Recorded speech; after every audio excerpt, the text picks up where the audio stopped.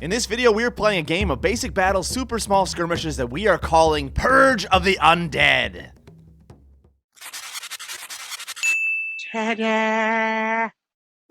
Hello gamers, Matthew here from Grey Army Gaming. Today we have a really exciting scenario for you in our basic battles, super small skirmishes series. We are going to be playing a battle between the undead and some local villagers. Now the idea behind this scenario is simple. We have over here a necromancer who has made his way into the local graveyard, and now he is resurrecting zombies to lead a charge against the villagers. Moreover, the magic of the necromancer has also led to the resurrection of these three skeleton warriors who are also coming out of the crypt there to join the battle. Now the villagers have to stand against this and try to take out the necromancer and prevent these guys from running into the village and destroying the village. The rule set I'm using here is the basic battle super small skirmishes rule set, and there's a link in the description below where you can go and download a PDF of that if you'd like to also try out some games of super small skirmishes for yourself. Now there are a couple special rules that I want to use for this scenario. We can go ahead and explain those right now. The first rule has to do with the necromancer and the zombies. The necromancer will be the strongest figurine on the battlefield. We're going to give him a total of 4 wounds. All the rest of the zombies will get a single wound. Now a lot depends on the necromancer. If he were to die and be removed from the battlefield, then all of the zombies would also be removed.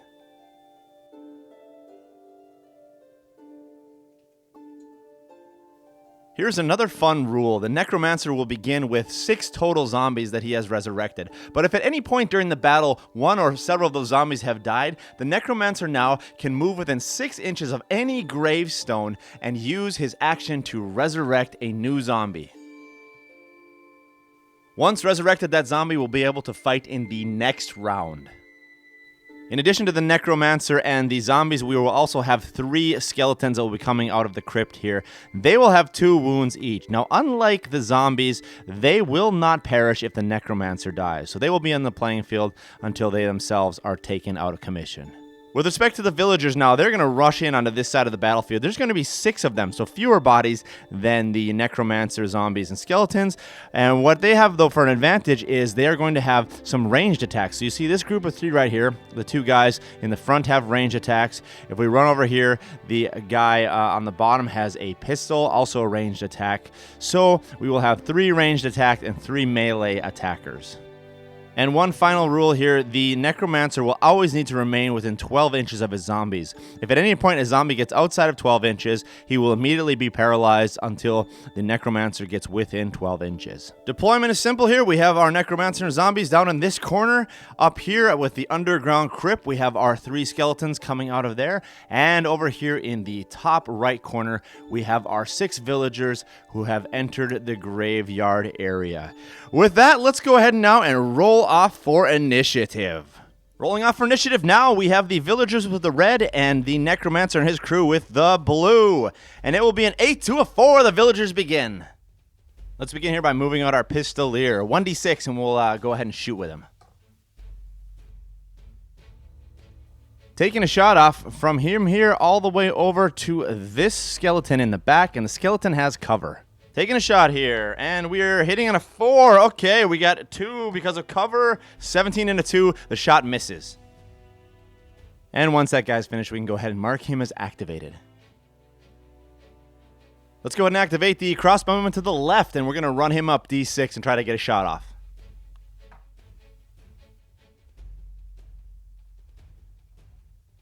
Also, a line of sight onto this skeleton in here in the back, but the skeleton has cover. Shooting and hitting on a natural 20. Oh man, that's a critical hit. Are we able to avoid that? An 8 and a 1? No, so 2 wounds goes through, taking out that skeleton. What a shot. All right, back to the undead. Let's go ahead and activate 2 of our zombies and move them up. Starting with this guy here on the top. 2d6, 3 inches. That was the worst possible roll. Next guy right below him. Also 3 inches. This is terrible. So pretty pathetic movement there for those zombies, but I guess you can understand it. They're a bit lethargical after just getting awoken from the grave. Back to the villagers. Let's run and take that archer on the top and roll 1d6 to see if we can get a shot off.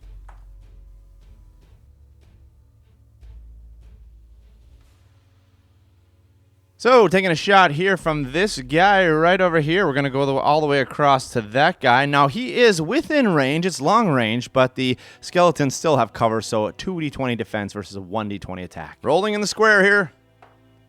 That is an 18. Wow, okay, 2 defense, 2d20 defense. 14 and a 4. No, so 1 wound goes through, dropping the skeleton to the right down to 1 wound. Next activation, let's run that villager all the way up 2d6.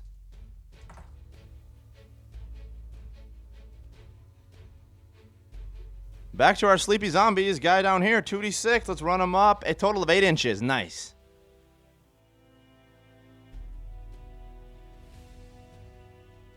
Next guy in the corner right here, also 2d6. 8 inches.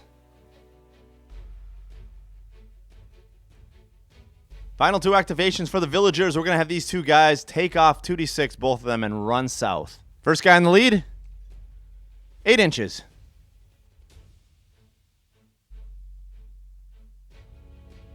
Second guy, 6 inches.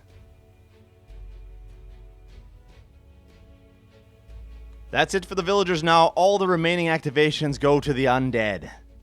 Let's start with the guy all the way in the back right here. 2d6, running him up. Man, 3 inches. Not good. Next guy, him here as well. 7 inches. Much better.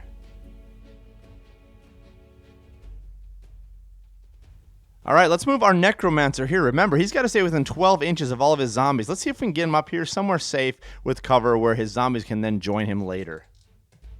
7 inches.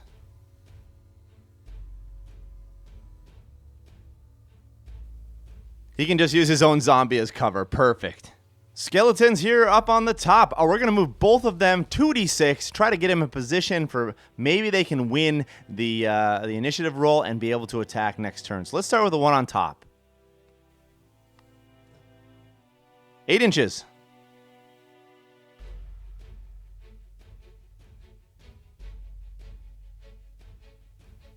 So there he is staring down the villagers. Maybe a dumb position, but if we win initiative, it could be really good. Second skeleton, 5 inches. Nicely positioned behind the wall for cover. So that brings us to the end of round 1, and here's how things look. We've got our zombie horde moving up through the square here.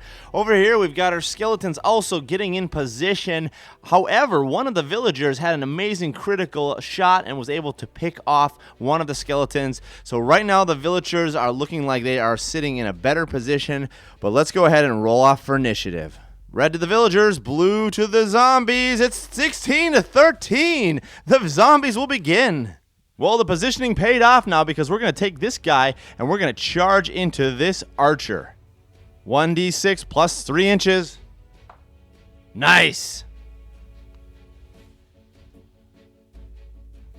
Skeleton comes charging into combat. 2d20, 2 attacks because of the charge. 1d20 for the defense.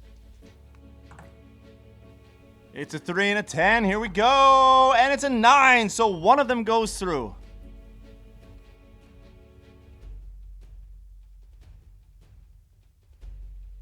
Second activation, we're going to take a long bomb charge with this skeleton. We're going to get him over into this guy right here. It's a long charge. We need to roll a 4 on our 1d6. Otherwise, he moves ahead 3 inches. Here we go. We need a 4. It's a 3. No! He moves 3 inches forward.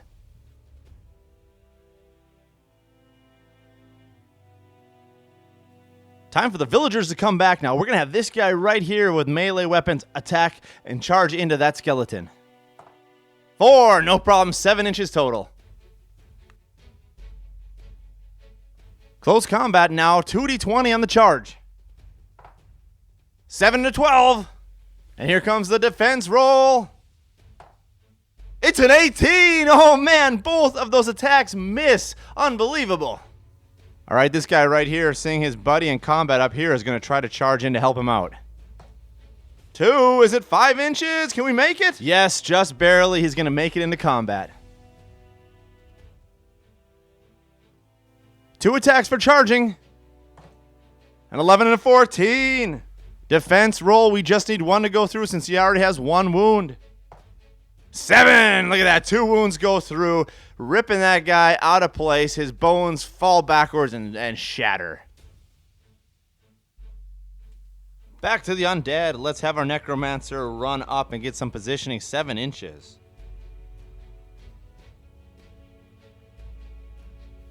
And that'll be his final position there behind some good cover. Next, let's start running up some zombies. We'll begin with this guy right here. 2d6, 5 inches. Back to the villagers. Let's have this longsword guy. I was thinking about charging the Necromancer, but I'd have to roll a 6. Let's try instead for this guy right up here, charging him. Needing a 3+ to make it. It's a 2. No! So that will move him just 3 inches towards that combat. Next activation, this pistolier here is going to run south.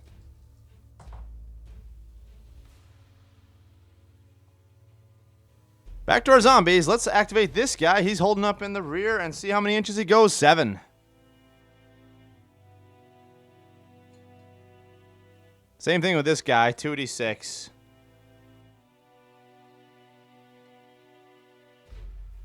Final villager on the top there. We have the crossbowman. Let's roll a 1d6 and see if we can get a shot off on that skeleton.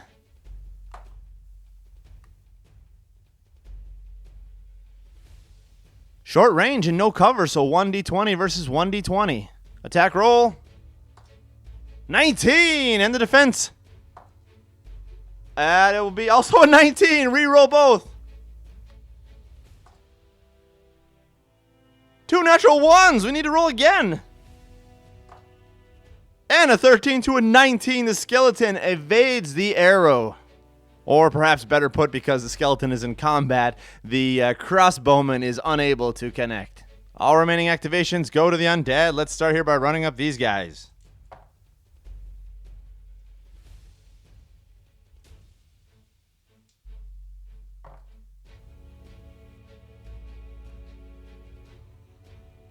And final guy right over here. So that brings us to the end of that round, and here how are things standing at this point. We have the zombies that are running up, the Necromancer right here in cover. We have got a bunch of guys over here making their way up, a skeleton over here. These guys are going to be in trouble, though, as these zombies start to make their way in. Let's go ahead and roll off for initiative.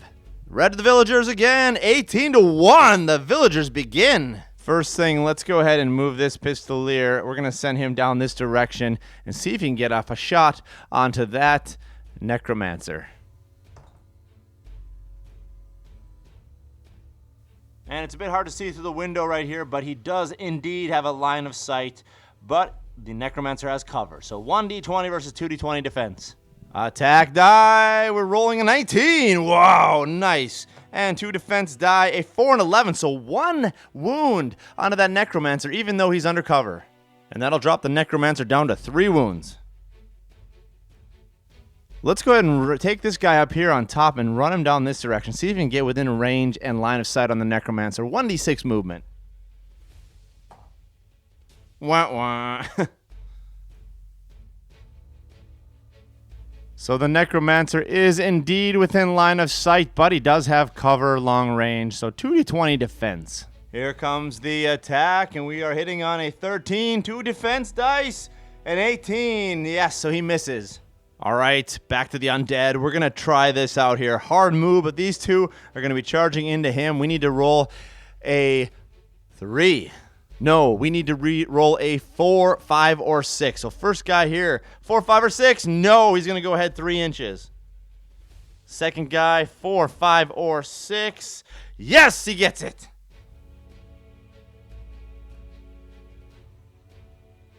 Successful charge means 2 attacks. Here we go. 19 and a 16. Powerful. 1d6 for the pistolier. Here we go. 7. No, he takes 2 wounds by the hungry zombie. Brains. Brains. Seeing his buddy fall at the hand of a zombie, this guy right here is going to try to make a charge over here onto our Necromancer. 3 inches. Does he make it? No, 3 inches is just out of range, so 6 inches total, so he's going to move ahead 3 inches.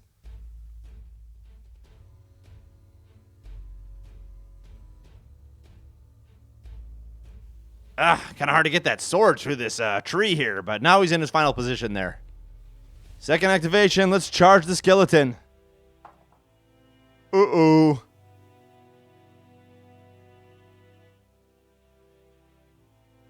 Four was enough. Okay, 2 attacks. 20 and a 10. Nice. Defense die. 6. No, that's not enough. So that's 2 wounds onto that skeleton, taking him out of commission.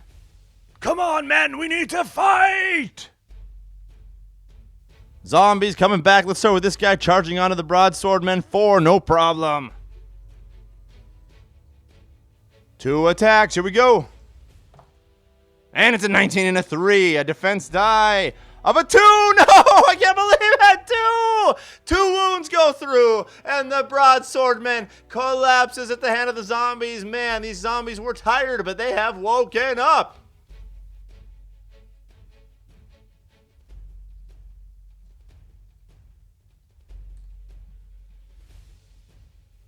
Once again, that sword is just in the way. Good thing we got him out of the game.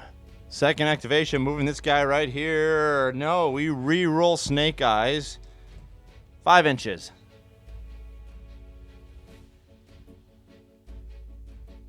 Same thing, marching up this guy.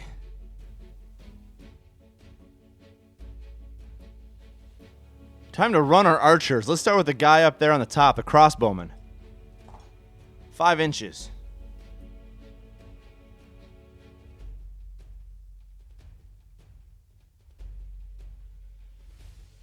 Same thing with this guy up here. Let's also run him.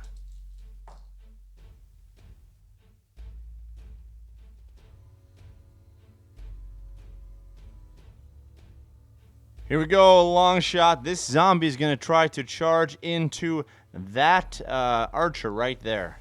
You couldn't see him. That archer right up there. I need to roll a 4 here, so here we go. And it's a 3. No, he goes 3 inches forward. Let's go ahead, our second activation with our Necromancer here, and just move him to some more cover, safer place.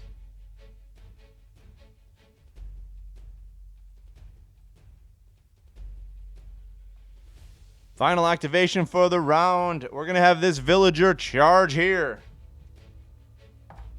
Oh no!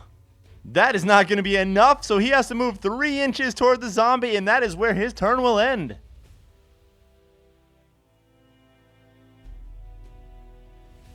So end of that round, and here is how things look. The zombies and the undead seem to be doing pretty well here, even though they lost all 3 of their skeletons. Necromancer's pretty safe back there, but these guys are charging up.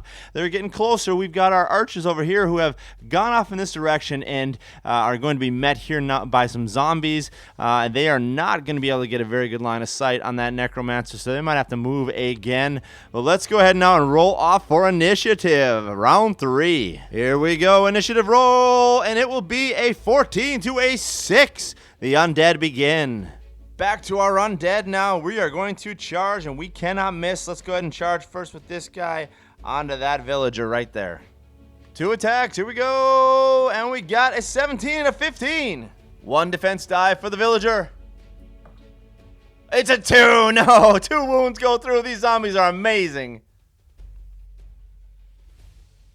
Second activation, charging from here onto him.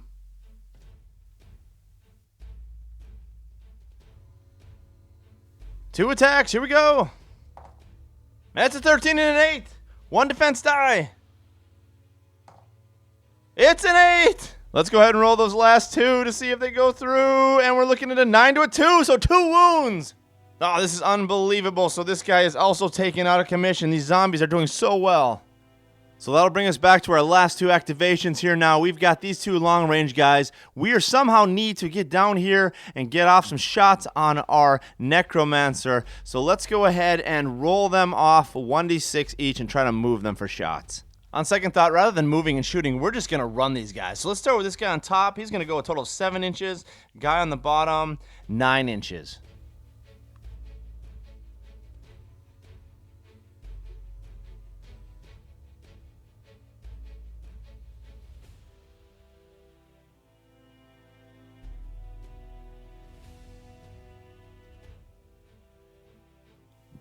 So here are their final positions. They are getting close to the Necromancer, but unfortunately there are a ton of zombies around them who are going to get to activate, and we'll see if these guys can survive the zombies to be able to get off an attack on the Necromancer. Back to the Undead. Things are not looking good for the villagers. We are going to charge him right here.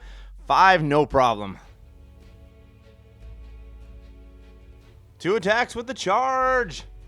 16 and an 8. That archer has 1 wound now, so he needs to beat a 16 or he is dead. 14, no! 1 more wound, he is out. Next activation, we're going to have this guy charge in on the wall. 2 attacks. 17 and a 7, here's our defense. And 19, he misses both, wow! Next, let's have this guy here charge. 1 inch, that's not going to be enough. That's only a total of 4 inches, and that will bring him close, but not all the way. Next, let's have this guy give a try right here and see if he can make it in with a charge. 4 inches, 7 total. And that is also not enough, so he moves 3 inches forward. Final activation for the Undead up here. This guy's going to try to charge into his back. Oh, let's measure it out. Is 6 inches enough? Yes, that will be just enough, so he'll be able to come crashing over here into the back of this villager, attacking now. 2 attacks. 12 and a 9. 1 defense die. Here we go. 20. Natural 20. He defends. Yeah. So here we are, end of the round, and things are incredibly exciting. It is not over yet. We have this one lone villager surrounded by zombies. He is within charging range of the Necromancer here, but he's got 2 guys surrounding him, so if he's able to charge attacks of opportunity, wow, this is the last hope. We need to roll for initiative here, and we really need this now. Come on, villagers! Huge roll. Here we go. Villagers with the red. 16 to a 14. The villagers start. There is hope. All right, this is it, folks. We have this guy. He's going to leave those combats and declare a charge over here onto that Necromancer. He's going to have to roll high. I haven't pre-measured, so I have no idea what he needs. Let's go ahead and roll this out. Roll high, roll high, roll high. 3, is it enough? Let's measure this out, and yes, 6 inches is just enough. He's going to get into combat, but 2 attacks of opportunity from those zombies. Let's go ahead and roll those off. Zombies get 2 attacks of opportunity now, so let's go ahead and roll the first one off. It is a natural 1. Perfect. Oh, 6, he misses. Second one, here we go. And an 11. All right, buddy, come on, come on, come on, come on. 14, yes, he makes it out. None of the zombie attacks make it. So this is unbelievably epic. This guy is going to jump over the zombies as both of them charge and miss. He's going to run right through the center here, jump up on top of this stone, and make his attack on to the leader. Okay, this is unbelievable. He's charging in 2 attacks now. He's going to get 2 attacks on the Necromancer. Here we go. Okay, it's going to be a 9 and an 8. Here comes the defense die from the Necromancer. It's an 8. Okay, 1 wound goes through. We have to re-roll the 8s. 15 to 1. Wow, natural 1. 2 wounds go through, dropping the Necromancer down to 1 wound. So all the remaining activations now go to the zombies, and this is so stressful. We're going to have some zombies charge in, the 2 closest.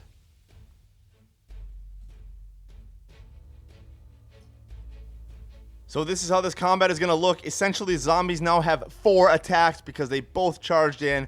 4 attacks. Let's roll them out. First attack here, and it is an 18, a defense of an 8. No, so that's 1 wound, dropping our villager down to 1 wound. Second attack, a natural 20. Oh, 14. So the wound goes through, a critical hit. The blade of the undead zombie piercing through the armor right into the heart of our villager.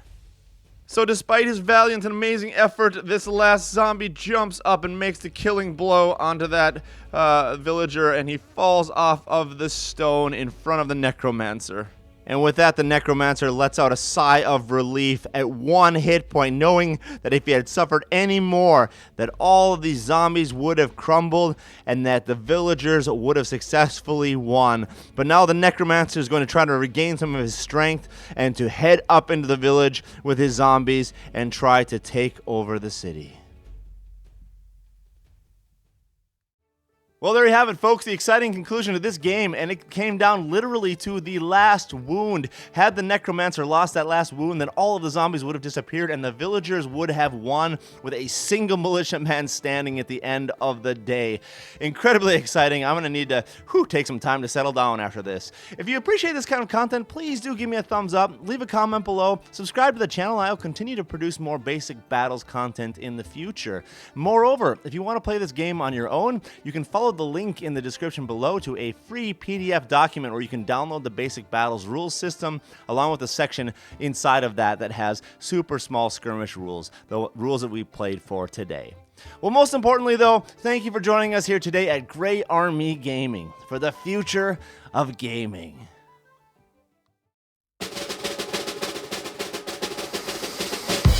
Basic battles, tabletop games for kids.